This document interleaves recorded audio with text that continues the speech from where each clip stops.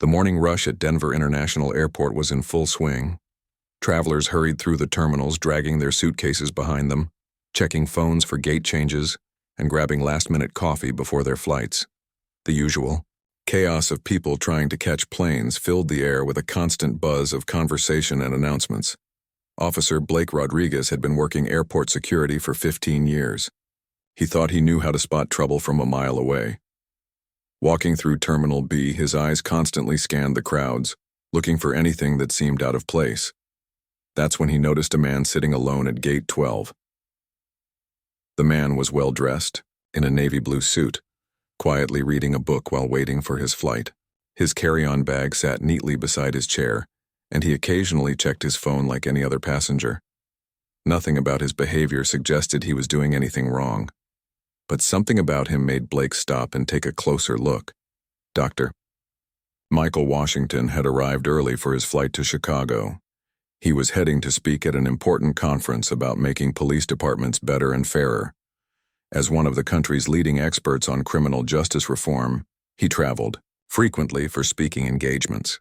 Today was supposed to be just another routine trip. He sat peacefully reviewing his notes for tomorrow's presentation. The book in his hands was about community policing strategies, and he made occasional notes in the margins. Every few minutes, he glanced at the departure board to check if his flight was still on time. Gate 12 was relatively quiet compared to other areas of the terminal. Blake watched the man from across the waiting area. Something bothered him, though he couldn't put his finger on exactly what. The man looked too calm, too comfortable. In Blake's mind, that was suspicious. He'd seen plenty of criminals over the years, and they often tried to blend in by acting normal. This man was acting too normal. After watching for several minutes, Blake decided to approach. He walked over with the confident stride of someone who believed he was doing his job properly. Other passengers barely looked up from their phones and magazines as he approached the man's seat. "Excuse me, sir," Blake said, his voice carrying the authority he'd developed over years of airport security work. "I need to ask you a few questions." Dr. Washington looked up from his book, slightly surprised. He'd been deep in thought about his presentation and hadn't noticed the officer approaching. "Of course," he replied politely, closing his book and giving Blake his full attention. "How can I help you?" Blake studied the man's face, looking for signs of nervousness or guilt. When he didn't see the reaction he expected, it only made him more suspicious. "What's your business here today?" he asked, pulling out his notepad.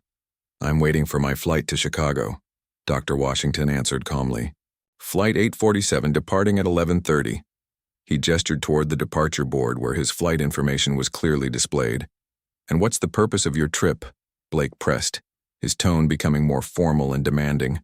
Dr. Washington remained patient, though he was beginning to wonder why he was being questioned.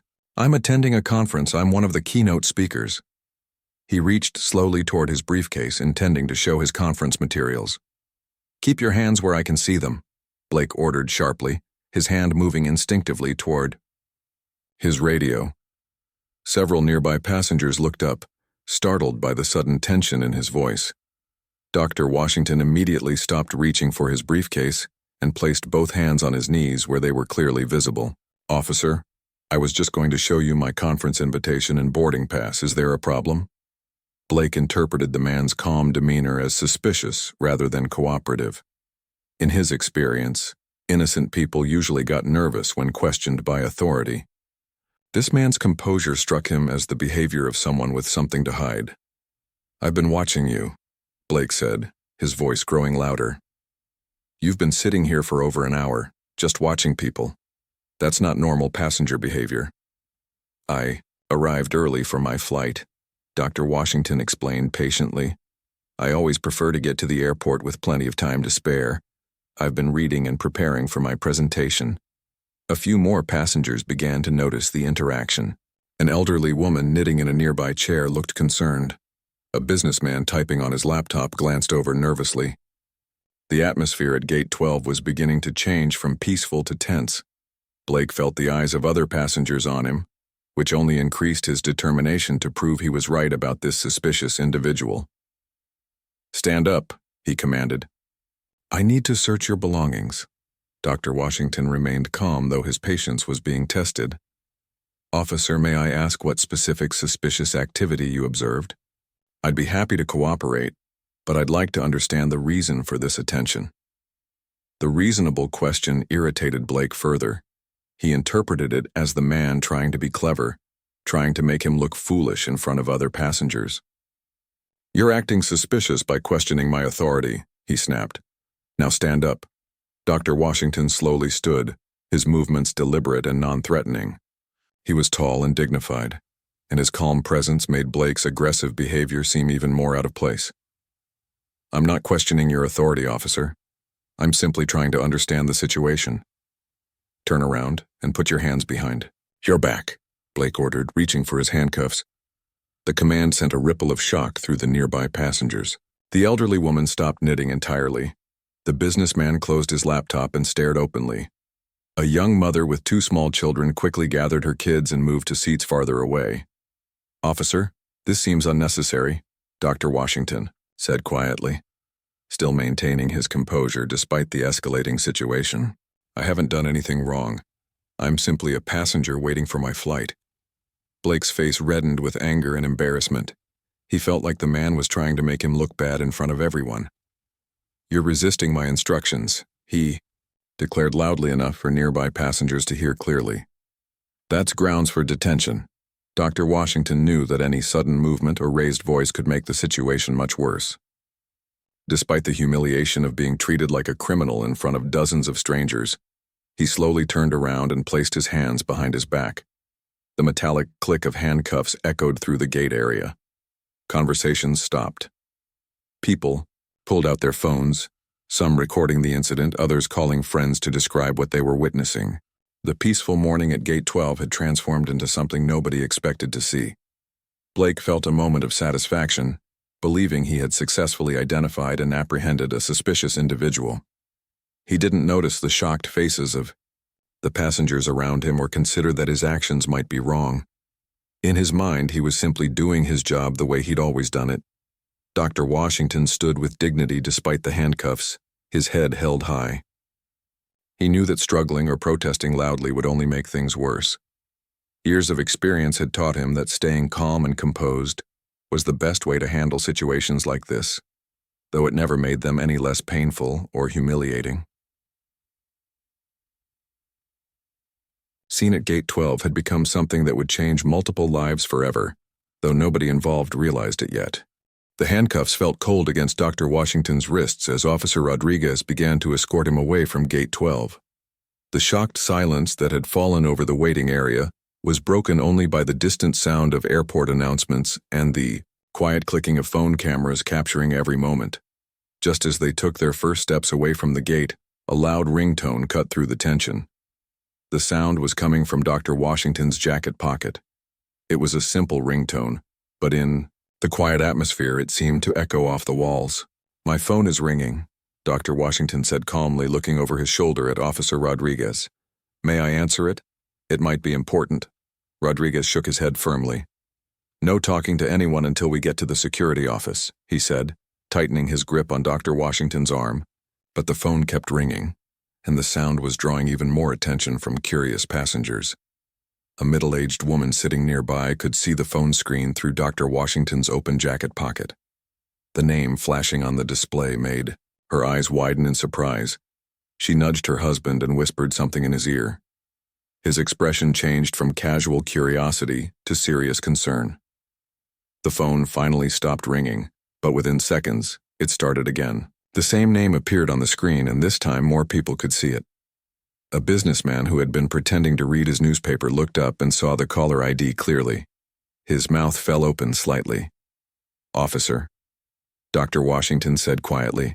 That's my colleague calling. We're supposed to meet before the conference starts. If I don't answer, he'll be worried. Rodriguez ignored him and continued walking, but he couldn't ignore what happened next. A flight attendant who had been organizing boarding passes at the gate counter suddenly looked up with recognition in her eyes.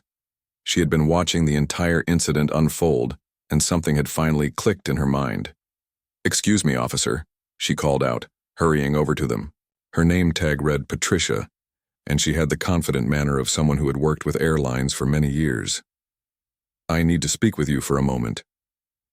Rodriguez stopped but looked annoyed. "I'm handling a security matter. Whatever it is can wait." Patricia shook her head firmly. "No, sir, it really can't wait. I need you to look at something." She was holding a passenger manifest in her hands, and her finger was pointing to a specific line on the page. "Lady, I don't have time for this right now," Rodriguez said, but Patricia stepped directly in front of him, blocking his path.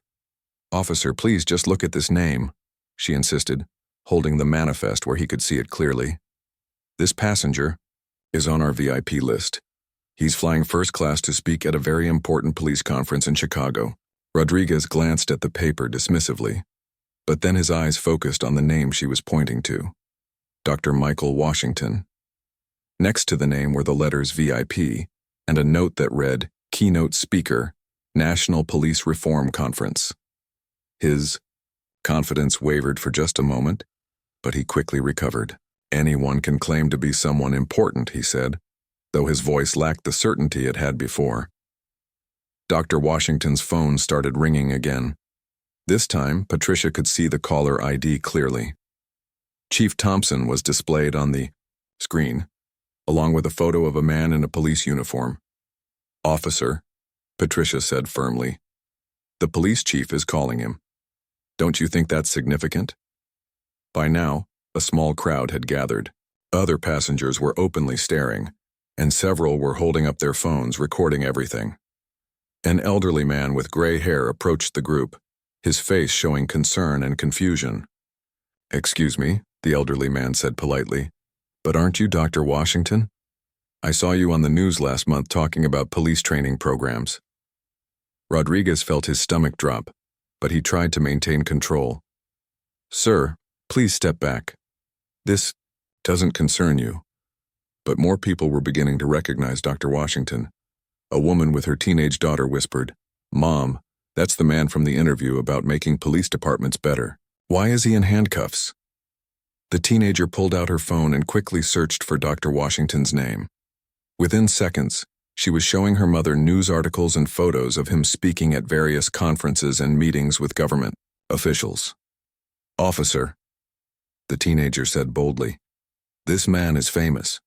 He helps train police officers. Why are you arresting him?" Rodriguez felt the situation slipping away from him. The confident authority he had felt just minutes before was crumbling as more people recognized his prisoner. But admitting he was wrong in front of all these people seemed impossible. Patricia, the flight attendant, wasn't giving up. "Officer Rodriguez," she said, reading his name tag. "I've been working for this airline for 12 years. Dr. Washington flies with us regularly. He's always polite, always professional, and he's never caused any problems. He's one of our most respected frequent flyers." Dr. Washington remained silent through all of this, but his calm dignity in the face of embarrassment was making Rodriguez look worse by the minute. Several passengers were now openly discussing what they were witnessing. "This is terrible," one woman said to her friend. "That poor man hasn't done anything wrong." "I can't believe this is happening," replied her friend. "Someone should call the airport supervisor." As if summoned by her words, a tall man in a supervisor's uniform appeared at the edge of the crowd. His name tag identified him as Supervisor Johnson, and his expression was serious as he took in the scene. "What's going on here?" Supervisor Johnson asked, his voice carrying the authority of someone used to handling difficult situations. Rodriguez straightened up, trying to regain control.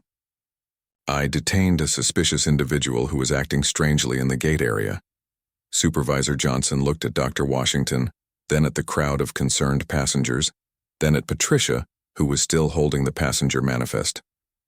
"Sir," Patricia said to the supervisor, "this passenger is Dr. Michael Washington. He's a VIP passenger flying to Chicago to speak at a police conference. Officer Rodriguez handcuffed him for sitting quietly and reading a book." Supervisor Johnson's expression grew more serious. He had been in airport management long enough to recognize a situation that was about to become a major problem for everyone involved. Dr. Washington's phone rang again. This time, Supervisor Johnson could see the caller ID clearly. The sight of Chief Thompson calling repeatedly made him realize just how serious this situation had become. "Officer Rodriguez," he said quietly, "I think we need to step aside and discuss this situation immediately." But it was too late for quiet discussions. Several passengers had already posted videos on social media. The incident was being shared, and reshared across platforms faster than anyone could have imagined. A young college student held up his phone, showing the growing number of views on his video. "This is already getting thousands of views," he announced to the crowd. "People are sharing this everywhere." Rodriguez finally understood that his simple detention of a suspicious person had turned into something much bigger and much more serious than he had ever intended. The confident officer who had approached Gate 12 was gone, replaced by someone who was beginning to realize he had made a terrible mistake. Supervisor Johnson pulled Officer Rodriguez aside, but their conversation couldn't remain private for long. The crowd at Gate 12 had grown larger, and whispers were spreading through the terminal like wildfire. People were pointing, taking pictures, and making phone calls to tell friends and family about what they were witnessing. "Rodriguez," Supervisor Johnson said in a low voice, "you need to remove those handcuffs right now. Do you understand what's happening here?" Rodriguez's face had gone pale, but his pride was still fighting against the obvious truth. "Sir, I was just doing my job. This man was acting suspicious and I had reasonable cause to—" "Reasonable cause?" Johnson interrupted, his voice sharp with disbelief. "You handcuffed a man for sitting quietly and reading a book, a man who turns out to be one of the most respected experts on police reform in the country." Dr. Washington stood patiently through their discussion, his dignity intact despite the humiliation. The handcuffs hadn't broken his spirit, and his calm presence was making Rodriguez's actions look even more unreasonable to everyone watching. Patricia, the flight attendant, approached with more information. "Supervisor Johnson, I checked our records. Dr. Washington has flown with us 43 times in the past 2 years. He's never had a single incident. He's always early, always polite, and he always sits quietly until boarding time." A businessman, who had been recording the incident with his phone, stepped forward. "Excuse me, but this video already has over 10,000 views. People are asking questions about what happened here." Johnson felt his heart sink. Airport incidents that went viral on social media were every supervisor's nightmare. They meant investigations, bad publicity, and lots of paperwork that could stretch on for months. "Sir," Dr. Washington finally spoke, his voice calm and measured. "May I please answer my phone? Chief Thompson has called 4 times now, and he's probably worried about why I'm not responding." Rodriguez looked at the phone still buzzing in Dr. Washington's pocket. The reality of the situation was finally sinking in. If the chief of police was calling this man repeatedly, then he had made a mistake bigger than anything he could have imagined. "Let him answer the phone," Johnson ordered Rodriguez, "and remove those handcuffs immediately." With shaking hands, Rodriguez unlocked the handcuffs. Dr. Washington rubbed his wrists gently where the metal had pressed against his skin, but he didn't complain or show anger. His first action was to reach for his phone. "Chief Thompson," Dr. Washington answered, calmly. "Yes, I'm still at the airport. There's been a small misunderstanding, but everything is fine." The people nearby could hear a man's voice on the other end of the phone, though they couldn't make out the exact words. Dr. Washington listened for a moment, then glanced at Rodriguez and Supervisor Johnson. "No, Chief, that won't be necessary," Dr. Washington said into the phone. "I understand you're concerned, but sending officers here would just make things more complicated. I'll explain everything when I get to Chicago." Rodriguez realized that Dr. Washington was actually protecting him. The man he had just humiliated and handcuffed was now preventing his boss from making the situation even worse for everyone involved. An older woman who had been watching everything unfold approached Dr. Washington with a concerned expression. "Sir, I'm so sorry this happened to you. This is just terrible." Dr. Washington smiled gently at her. "Thank you for your kindness, ma'am. Unfortunately, these situations happen more often than they should. That's exactly why the work I do is so important." His gracious response to the woman's sympathy made Rodriguez feel even worse. Here was a man who had just been wrongfully detained and embarrassed in front of dozens of people, and he was using the moment as a teaching opportunity rather than demanding revenge. Patricia returned with Dr. Washington's boarding pass and identification documents. "Sir, here are your documents. Your flight to Chicago boards in 20 minutes, and I've made sure you'll have priority boarding to make up for this delay." Dr. Washington accepted his documents with a thank you, then opened his briefcase to put them away. As he did, Rodriguez caught a glimpse of what was inside. Legal documents, conference programs, and official letters with government letterheads filled the case. One document clearly visible was titled Police Training Reform Initiative, Implementation Guidelines. "Oh my God," Rodriguez whispered under his breath as he realized what he was seeing. This wasn't just any conference speaker. This was someone who worked directly with police departments across the country to improve their training and procedures. Supervisor Johnson noticed Rodriguez's reaction. "What is it?" Rodriguez pointed at the briefcase with a trembling finger. "Sir, look at those documents. He's not just speaking at a police conference. He's the one who writes the training programs that we're supposed to follow." Dr. Washington overheard their conversation and turned to face Rodriguez directly. His expression wasn't angry or accusatory, but it was serious and thoughtful. "Officer Rodriguez," he said quietly, "I want you to know that I don't blame you personally for what happened here today. You were doing what you thought was right based on your training and experience, but this is exactly the kind of situation that my work is designed to prevent." Rodriguez felt like he might be sick. "Sir, I don't know what to say. I thought I was being careful. I thought I was protecting people." "I understand," Dr. Washington replied. "That's what makes this so important to discuss. When we make assumptions about people based on appearance rather than behavior, we can hurt innocent people, and we can miss the real threats that might be right in front of us." A teenage girl who had been recording with her phone stepped closer. "Dr. Washington, my video of this has been shared over 50,000 times already. People are really upset about what happened to you." Dr. Washington nodded thoughtfully. "Social media can be powerful for bringing attention to important issues, but I hope people will use this as a learning opportunity rather than just getting angry." Supervisor Johnson was frantically making notes on his clipboard. He knew this incident would require a full investigation and probably several meetings with airport management and security officials. "Dr. Washington," Johnson said, "I want to personally apologize for what happened here today. This is not how we want any passenger to be treated, and it's certainly not how we want to treat someone of your stature and reputation." "I appreciate your apology," Dr. Washington replied, "but what's more important is making sure this doesn't happen to other innocent travelers who might not have the resources or recognition to defend themselves." Rodriguez knew his career was probably over. The video evidence was clear, the witnesses were numerous, and the victim was someone whose job was literally to fix the kinds of problems that Rodriguez had just created. But what hurt most wasn't the thought of losing his job. It was the growing realization that he had become exactly the kind of officer that Dr. Washington spent his time trying to retrain. He had let his assumptions and prejudices guide his actions instead of following proper procedures and treating all passengers with equal respect. The announcement for Dr. Washington's flight echoed through the terminal. "Flight 847 to Chicago is now boarding all first-class passengers." Dr. Washington gathered his belongings and prepared to leave for his gate. As he walked away, he turned back one more time to look at Rodriguez, who stood there looking lost and confused about what had just happened to his life. 3 hours after Dr. Washington's plane took off for Chicago, Officer Rodriguez sat in a small office at Denver International Airport, staring at his phone screen in disbelief.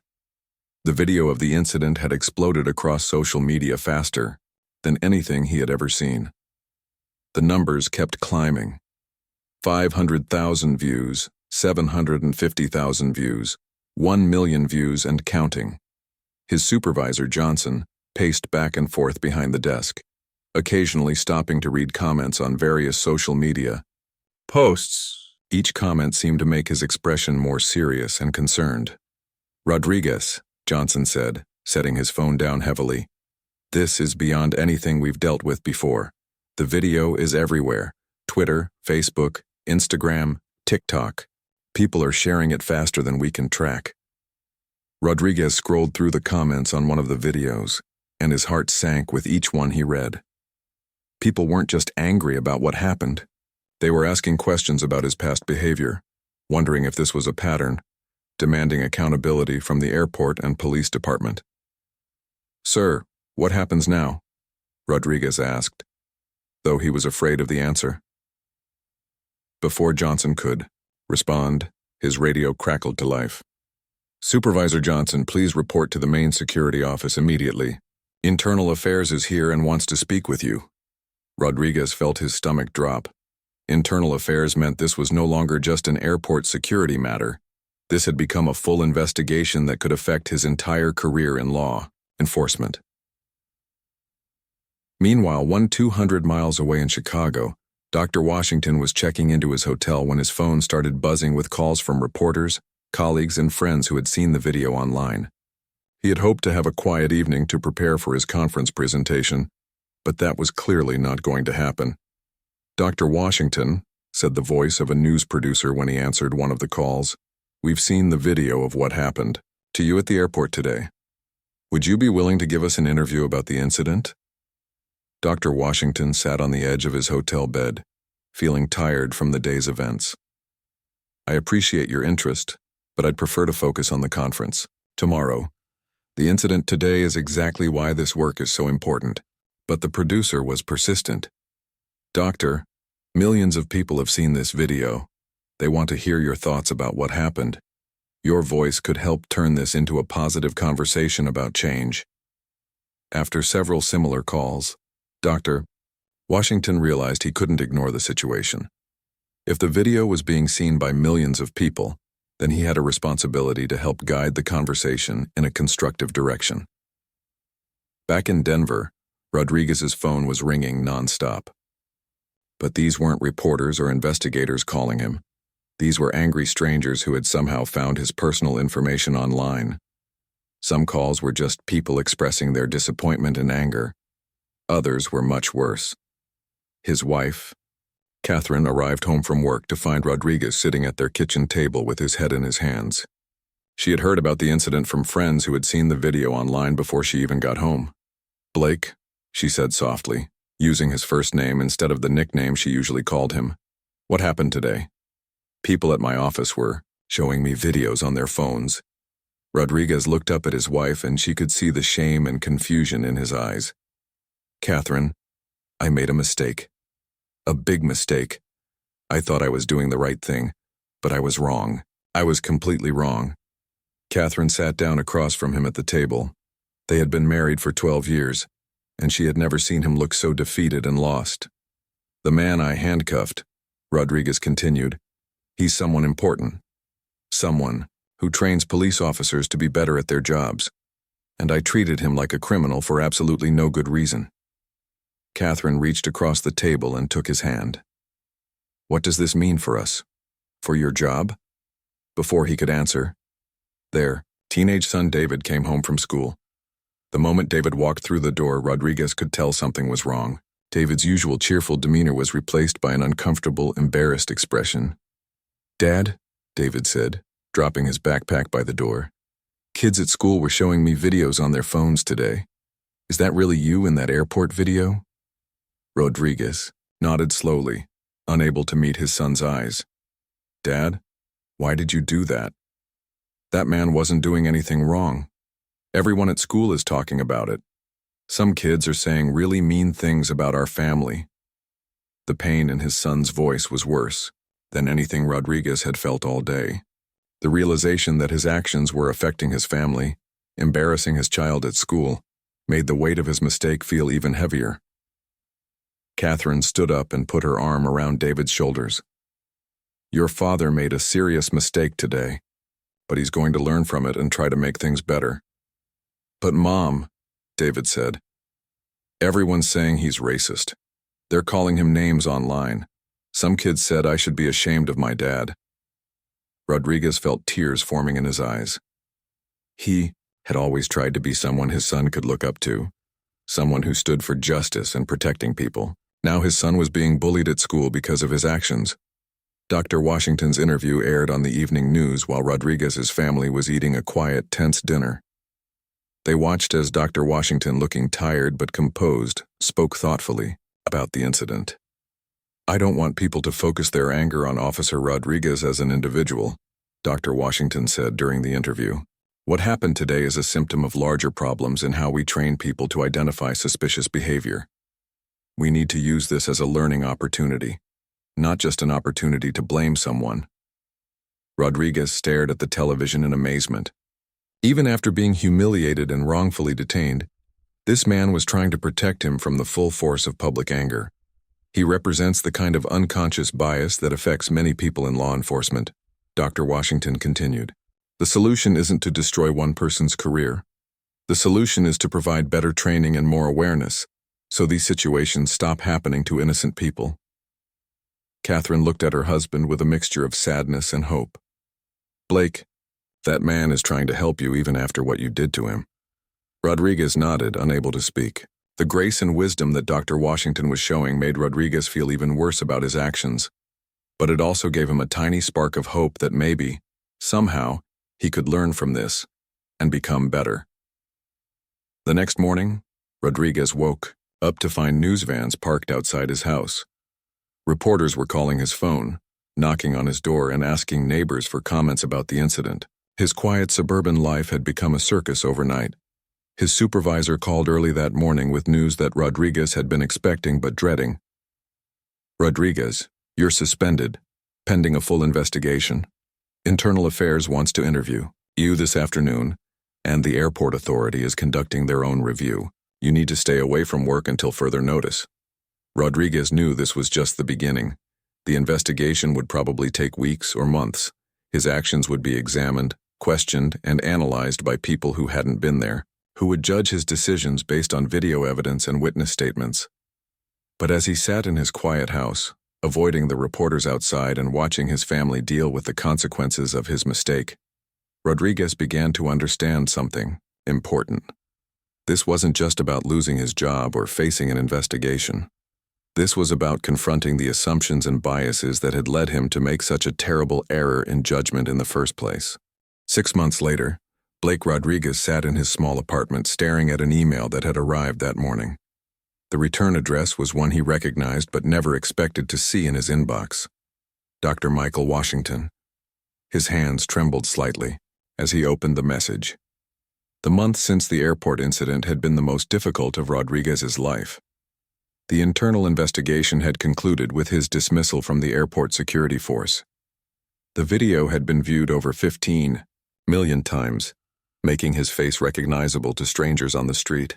Finding new employment had proved nearly impossible, as potential employers would search his name online and immediately see the incident that had destroyed his reputation. His family had suffered too. His wife, Catherine, had been forced to take on extra hours at her job to make ends meet. Their son, David, had eventually transferred to a different school after the bullying became too much to handle. The family had moved to a smaller apartment in a different neighborhood, hoping for a fresh start away from the constant reminders of that terrible day. But perhaps the hardest part for Rodriguez wasn't the job loss or financial struggles. It was the long, painful process of confronting the truth about himself.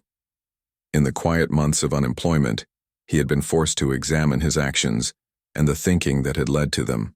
He had started attending workshops on racial bias, not because anyone forced him to, but because he genuinely wanted to understand how he had gone so wrong. The sessions were uncomfortable and often painful, as he realized how many of his assumptions about people had been based on harmful stereotypes, rather than facts. The first step to change, his counselor had told him, is admitting that change is needed. Most people never get that far. Now, staring at Dr. Washington's email, Rodriguez felt a mixture of hope and terror.